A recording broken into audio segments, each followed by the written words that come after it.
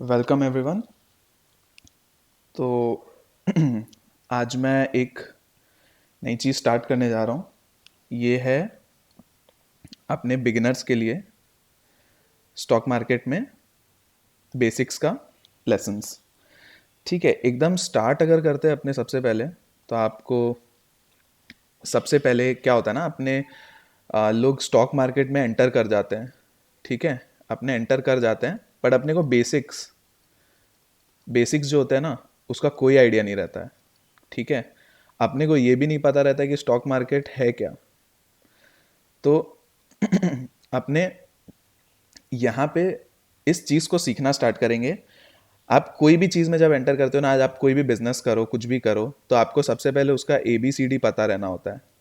ठीक है, तो आपको अगर ABCD नहीं पता रहेगा तो आप काम कैसे करोगे उसके अंदर, राइट। आप बचपन से आप अपने जब पढ़ाई करते हैं, जो भी करते हैं, तो अपने को सबसे पहले क्या सिखाया जाता है? इंग्लिश पढ़ना है, सबसे पहले ABCD सिखाते हैं, राइट।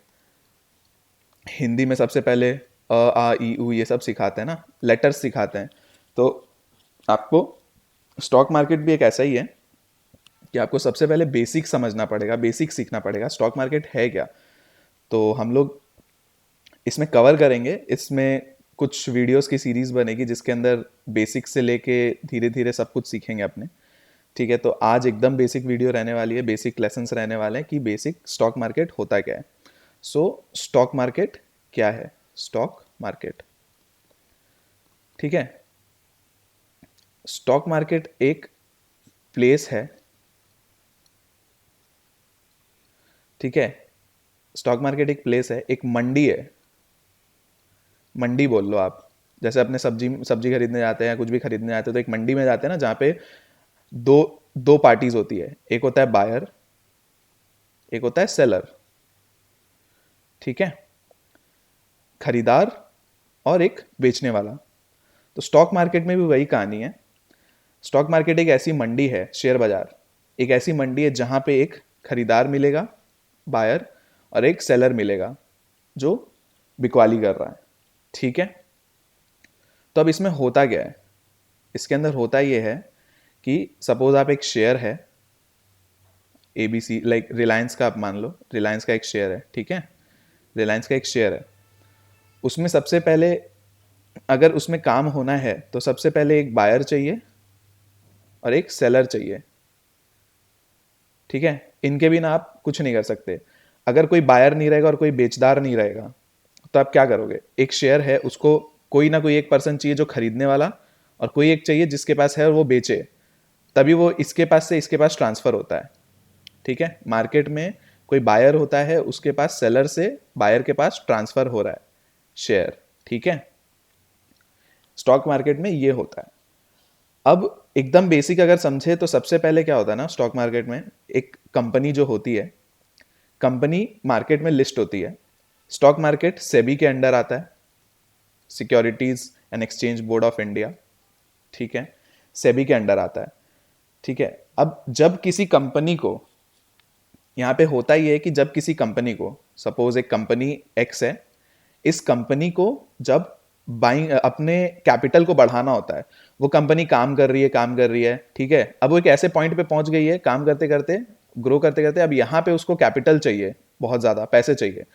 तो वो क्या करती है, कंपनी अपने आप को लिस्ट करती है स्टॉक मार्केट में। ठीक है, लिस्ट करती है। इस प्रोसेस में क्या होता है? IPO आता है, initial public offering, initial public offering. ठीक है, तो ये जो IPO आता है, इसके थ्रू क्या होता है, कंपनी बेसिकली अपने शेयर्स को लिस्ट कर रही है। मतलब मान लो आप कंपनी अपना 20% इक्विटी, 20% शेयर अपना मार्केट में डाल रही है। ठीक है, अब वहां पे बोल रही है कि मेरे को 20% कैपिटल जो है वो पब्लिक से चाहिए। तो यहाँ पे क्या होगा, पब्लिक को बोल रही है कि भाई तुम इसमें पैसे लगाओ, तुम इस कंपनी में पैसे लगाओ। अब वो पैसे जो आप लगाओगे वो पैसे कंपनी के पास जाएंगे। ठीक है, जो एक्स कंपनी अपनी, उस कंपनी के पास IPO के थ्रू पैसे जाएंगे। ठीक है, अब यहां क्या हो गया, कंपनी जो है उसका काम हो गया, अब कंपनी से कोई लेना देना नहीं है। अब जो शेयर्स है, मान लो सपोज कंपनी एक्स ने 1000 शेयर छोड़े मार्केट में IPO के थ्रू। अब ये जो 1000 शेयर है ना, इसमें जो खरीदा बेची होती है ना, वो होती है शेयर बाजार में, शेयर मार्केट में। इसमें जो खरीदा बेची होती है ये शेयर मार्केट में होती है। आज मैं, आप, हम लोग सब जो बायर एंड सेलर होते हैं इस 1000 शेयर पे ही काम करते हैं। ठीक है, अब इसके बाद होता है, नेक्स्ट स्टेप आता है, अब मान लो कंपनी को और पैसे डालने हैं, और पैसे चाहिए, तो वो एफपीओ लाएगी। अभी आपको करंटली एफपीओ का एक एग्जांपल है अडानी। अडानी ने एफपीओ के लिए अप्लाई किया है। ठीक है, एफपीओ का फुल फॉर्म क्या है? एफपीओ का मतलब होता है फॉलो ऑन पब्लिक ऑफरिंग। ठीक है, अब आईपीओ हो गया। ठीक है, अब इसके बाद कंपनी को चाहिए कि मेरे को और पैसे चाहिए, तो वो एफपीओ लेके आती है। अब कंपनी एडिशनल पैसे और पब्लिक से मांग रही है कि कंपनी को और ग्रोथ करना है, और पैसे चाहिए, और कैपिटल चाहिए जिससे वो और बिजनेस बढ़ा पाए। तो ये होता है एफपीओ। तो इस तरह से मार्केट में शेयर्स आते हैं, एक कंपनी लिस्ट होती है, उस कंपनी के शेयर पे आप इस तरह से काम करते हो। आप कंपनी के शेयर्स में जो काम करते हो वो मार्केट में जब कंपनी छोड़ेगी आप तभी कर सकते हो, अदरवाइज नहीं कर सकते हो। अदरवाइज क्या होता है, प्राइवेट इन्वेस्टमेंट्स और ये सब होती है, ये डिफरेंट चीजें होती हैं। ठीक है, तो ये बेसिक है स्टॉक मार्केट में क्या होता है। अब मैं बहुत ज्यादा डिटेल आपको नहीं समझाऊंगा, एकदम बेसिक बेसिक तरीके से समझाऊंगा, जिस तरीके से आप मार्केट में आपको काम करना है तो आप कर सकते हो। आपको बहुत ज़्यादा इन डिटेल थ्योरी जानने की ज़रूरत नहीं है। अगर आप रिटेलर हो, आप बेसिक खाली हल्के फुल्के ट्रेडिंग और इन्वेस्टमेंट में हो, तो आपके लिए ये सब नॉलेज काफ़ी होगा। ठीक है, जो मैं दे रहा हूँ, तो ये आपको बेसिक ABCD सिखा रहा हूँ मैं। ठीक है, तो अब क्या होता है, शेयर मार्केट में बायर और सेलर आ गए। अब मान लो एक शेयर है 100 रुपए का। ठीक है, शेयर के प्राइसेस कैसे मूव करते हैं ये जान रहे हैं अब हम। ठीक है, नेक्स्ट पार्ट। तो सपोज एक शेयर है 100 रुपए का। ठीक है, कंपनी एक्स का शेयर जो है, कंपनी ने एक्स 100 रुपए में डाला, तो वो 100 रुपए पे अभी काम कर रही है मार्केट में, इसका वैल्यू 100 रुपए है। तो अब जो बेचने वाला है, एक सेलर है, एक बायर है, इसके पास ये पड़े हैं और इसके पास इसको चाहिए। अब मार्केट में सपोज 2 बायर है, बायर 1, बायर 2, और सेलर एक ही है। तो जब बायर इस चीज को क्या करेगा, ऑक्शन की तरह समझो आप, एक ऑक्शन होता है ना, तो बोली लगती है उस हिसाब से समझो। सेलर है, वो खड़ा है। ठीक है, बायर 1 बोल रहा है मैं 100 रुपए में खरीदूंगा। सेलर बोल रहा है मेरे पास 2 बायर है, मैं दूसरे वाले को अगर मेरे को अच्छा ऑफर देगा मैं उसके लिए वेट करूंगा। तो बायर 2 बोलता है मैं 101 रुपए में खरीदूंगा। फिर बायर 1 बोलेगा मैं 102 रुपए में खरीदूंगा। फिर ये बोलेगा मैं 103 रुपए में खरीदूंगा। तो दोनों में से एक बायर जब हारेगा, तो जिस रेट पे जब जाएगी मार्केट, तो सेलर को जब सेटिस्फैक्शन हो जाएगा, वो इस हिसाब से उस रेट पे उसको बेच देगा। अब मानो 100, ऐसे करते करते 110 रुपए पे पहुंच गए। ठीक है, और 110 रुपए के आसपास अपने को ये सेलर बेचने को रेडी है, उसको 10% का कमाई हो रहा है, वो बेचने को रेडी है 110 पे। तो बायर 1 ने अगर 110 पे लगाया है कि मेरे को 110 पे चाहिए, और बायर 2 बोल रहा है नहीं मैं तो 110 से ऊपर नहीं दे पाऊंगा, 111 नहीं दे पाऊंगा, तो बायर 1 को 110 मिल जाएगा, 110 पे ये शेयर मिल जाएगा। तो अब क्या हुआ, शेयर का वैल्यू, प्राइस था 100 रुपए, अब हो गया शेयर का वैल्यू 110 रुपए। ठीक है, अब जब जो नेक्स्ट बायर आएगा वो इससे ऊपर दाम पे खरीदेगा। अब और एक चीज क्या होती है, अगर सेलर 2 है, सेलर 1, सेलर 2 और बायर 1 है, अब शेयर का दाम 110 रुपए है। ठीक है, ठीक है, अब यहां पे 2 सेलर है, 110 रुपए में, बायर है 1। अब बायर बोल रहा है भैया 2 है, दोनों में से जो मेरे को कम में देगा मैं उससे लूंगा। तो ये सेलर 1 109 रुपए में ऑफर कर रहा है, सेलर 2 108 रुपए में ऑफर कर रहा है। तो आप क्या लोगे, 108 में ना, तो बायर 1 108 में देगा। ठीक है, अब इस चीज को आप जब मार्केट में जाओगे ना, तो आप मार्केट में एक बार ये देखना, आप जब भी शेयर किसी शेयर को देखते हो तो उसमें दिखाते रहता है, यहाँ पे ट्रेडिंग के वैल्यूज आते रहते हैं, जैसे टॉप 5 आएगा, यहाँ पे बायर का लिस्ट है, यहाँ पे सेलर है, तो वो दिखा रहा है सेलर इस रेट पे खड़ा है और बायर इस रेट पे बेचने के लिए खड़ा है। ठीक है, तो यहाँ पे total number of seller, suppose total number of seller 100 है, यहाँ पे टोटल नंबर ऑफ बायर यहाँ पे सपोज 80 है। तो इसमें क्या हुआ, मार्केट में सेलर ज्यादा है, बायर कम है। तो अब उस शेयर का आप क्या डिड्यूस करोगे, उस हिसाब से शेयर का आप क्या सोचोगे। आपके हिसाब से शेयर का दाम गिरना चाहिए, क्योंकि सेलर ज्यादा है और बायर कम है, तो यहां पे सेलर हो सकता है नीचे के दाम पे आपको बेचे। तो आप क्या सोच सकते हो कि यहां पे मार्केट में पॉसिबल है कि ये शेयर के दाम गिर सकते हैं, ठीक है। तो अब क्या होगा, जो सबसे सेलर जो होगा वो सोचेगा कि भैया यहाँ पे सेलर तो बहुत ज़्यादा है, यहाँ पे गिर सकता है, तो इस हिसाब से वो जितने जितने ऊंचे ऊंचे दाम पे कोशिश होगा वो उतने धीरे धीरे बेचने लगेगा, ठीक है। वो आज मान लो 110 का है, वो 109 में मिल रहा है, उसको बायर खड़ा है 109 में, मैं लेने को रेडी हूँ एक बायर, वो 109 में बेच देगा। फिर कोई बायर 108 पे खड़ा है, वो 108 पे बेच देगा। ऐसे करते करते प्राइसेस गिर जाते हैं। ये आप कभी मार्केट में जब काम करोगे तो आप ये चीज़ देखना, ठीक है। तो ये बेसिकली एक ऑक्शन की तरह ही काम करता है, ठीक है। इस तरह से प्राइसेस मूव करते हैं। ये इकोनॉमिक्स की एक सिंपल थियरी पे काम करता है, डिमांड और सप्लाई, ठीक है। तो डिमांड और सप्लाई के हिसाब से मार्केट में काम होता है। अगर डिमांड किसी चीज़ की, आज आप मान लो एक नॉर्मल प्रोडक्ट ही लेने जा रहे हो, आप मान लो एक मंडी में गए हो, आप सब्जी मार्केट में गए हो, आप सब्जी मार्केट में आप सपोज प्याज खरीदने गए हो, ठीक है। अब क्या हो रहा है, प्याज की डिमांड बहुत ज़्यादा है, डिमांड बहुत ज़्यादा है, यहाँ पे 100 लोग खरीदने को रेडी है, लेकिन सप्लाई कम है। अब बेचने वाले के पास 100 लोग हैं, सबको एक एक प्याज चाहिए, 1 प्याज ईच चाहिए सबको। अब खरीद बेचने वाला जो है उसके पास है ही 80 प्याज, ठीक है। सप्लाई सप्लाई जो मार्केट में एक चीज की सप्लाई है वो कम है, डिमांड ज्यादा है। चाहिए 100 लोगों को, चाहिए 100 लेकिन है 80, तो इससे क्या होगा, प्राइस ऊपर जाएगा, ठीक है। और अगर मार्केट में है 100 और चाहिए 80, अगर प्याज है 100 और खरीदने वाले को 80 चाहिए, तो प्राइस गिरेगा। एकदम सिंपल थियरी के हिसाब से स्टॉक मार्केट है, और ये बेसिक्स आप समझ गए ना, उस टाइम पे आपको मार्केट और इजी लगने लगेगा, ठीक है। फिर ये एकदम बेसिक बेसिक चीजें हो गई, ठीक है। प्राइसेस कैसे मूव करते हैं, मार्केट क्या होता है, आईपीओ क्या होता है, एफपीओ क्या होता है। और इसके बाद मैं नेक्स्ट पार्ट ये बोलूंगा जो बहुत कम लोग आपको बताते हैं, और ये बहुत ही कॉमन है, कॉमन सेंस वाली चीज है, ठीक है। मार्केट जो है, आज इंडेक्स निफ्टी है, आप मान लो निफ्टी आज के दिन चल रहा है 18,000 के आसपास, ठीक है। सब बोलते हैं मार्केट में, आपको अगर बचपन से आप कर रहे हो, आप मार्केट में कभी से भी हो, बचपन से भी आप देखते रहते हो, तो आपको हमेशा ये चीज़ दिमाग में आपको पता है कि शेयर मार्केट हमेशा ऊपर जाता है। मार्केट में इन्वेस्टमेंट करो, मार्केट लॉन्ग रन में तो ऊपर ही जाएगा। मार्केट आज से 10 साल बाद, मार्केट 10 साल बाद मार्केट ऊपर ही जाएगा, ठीक है। लोग बोल सकते हैं कि अभी 18,000 पे निफ्टी, ठीक है, 18,000 पे 10 साल बाद निफ्टी अपने को 30,000 पे मिलेगा, ठीक है। मार्केट ऊपर जाएगा, बेसिक ये मतलब है सबका। मार्केट ऊपर क्यों जाता है, मार्केट ऊपर जाने का रीजन ये है, पार्टिसिपेशन, ठीक है। मार्केट में जैसे जैसे लोग, जैसे जैसे people, number of trade investors, number of लोग पैसा डालने के लिए बढ़ेंगे, वैसे वैसे मार्केट ऊपर जाएगा। एग्जैक्टली वही थियरी है जो मैंने आपको समझाई बायर एंड सेलर की। चलो इसमें वापस आपको समझाता हूं। आज 100 रुपए पे कोई शेयर का दाम, ठीक है।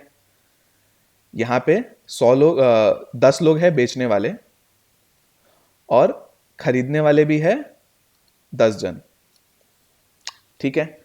तो अब मार्केट यहां पे पड़ा है अपना, 100 रुपए पे ही घूमते रहेगा, क्योंकि बायर सेलर बराबर है, किसी को कोई मतलब नहीं है, अभी वो 100 रुपए पे चलते रहेगा।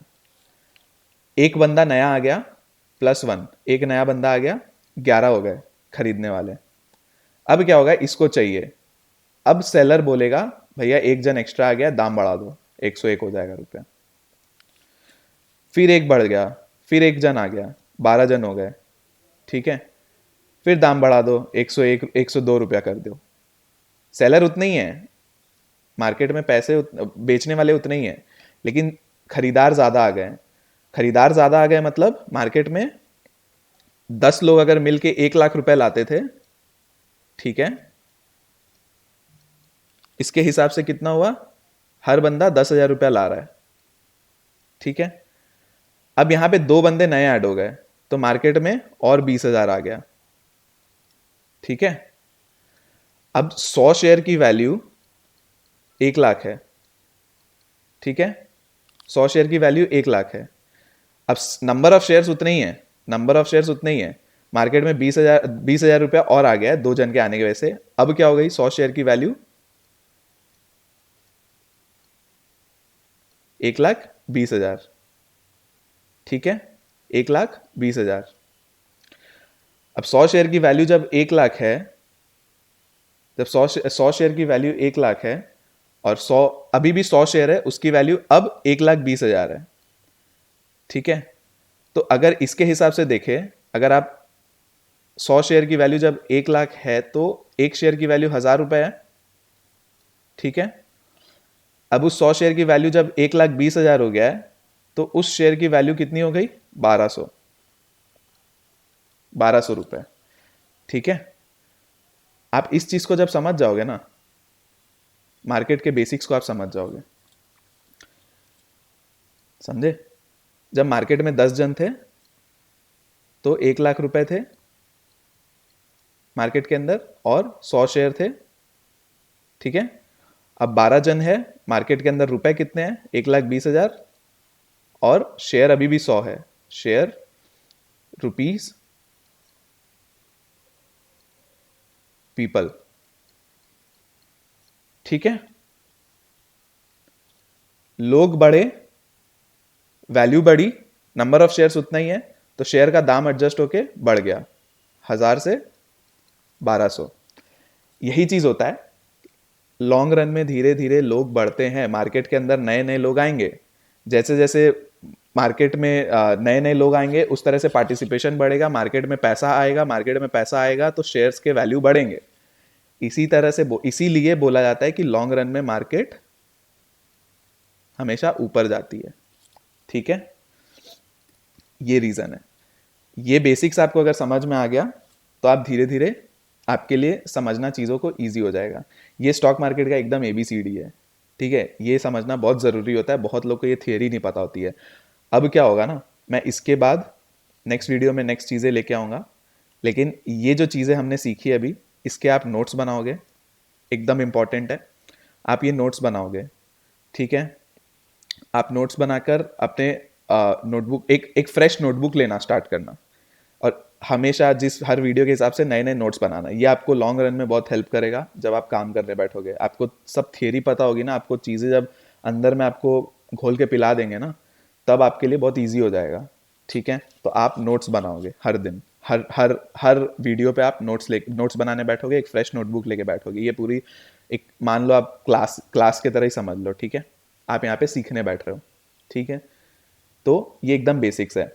अब बहुत लोगों को ये चीज़ अगर पता है नहीं पता है, ठीक है, बट मैं इसीलिए कर रहा हूँ कि एकदम आज मान लो आज 2 साल में और भी नए लोग आएंगे जिनको बेसिक्स नहीं पता है, ये उनके लिए भी बहुत हेल्पफुल रहने वाला है। तो वो धीरे धीरे आप जैसे जब मार्केट में किसी भी चीज़ में आप घुसते हो ना, उसका बेसिक्स और ABCD पता होना बहुत ज़रूरी होता है।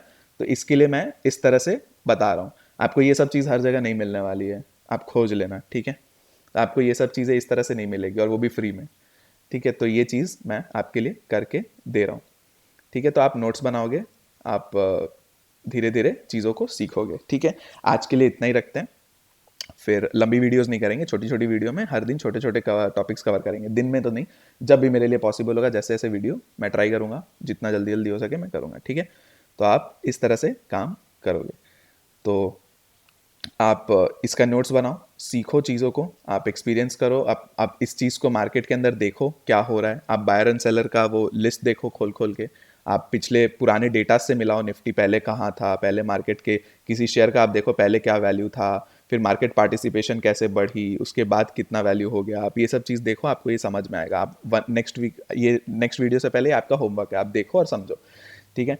तो होपफुली आपको मज़ा आया होगा, ये कुछ नया सीखने को मिला होगा, ठीक है। तो आप चैनल को कंसिडर करें सब्सक्राइब करना, ठीक है, और वीडियो को लाइक करें एंड चैनल को शेयर करें अपने उन फ्रेंड्स के साथ जो मार्केट में घुसना चाह रहे हैं, जो नए हैं, जिनको समझना है चीज़ों को, आप शेयर करो। तो हर दिन सीखेंगे और हम बाकी धीरे धीरे इसको कंटिन्यू करेंगे, ठीक है। तो आज की वीडियो के लिए इतना ही एंड मिलते हैं नेक्स्ट वीडियो पे, ठीक है। Bye and take care.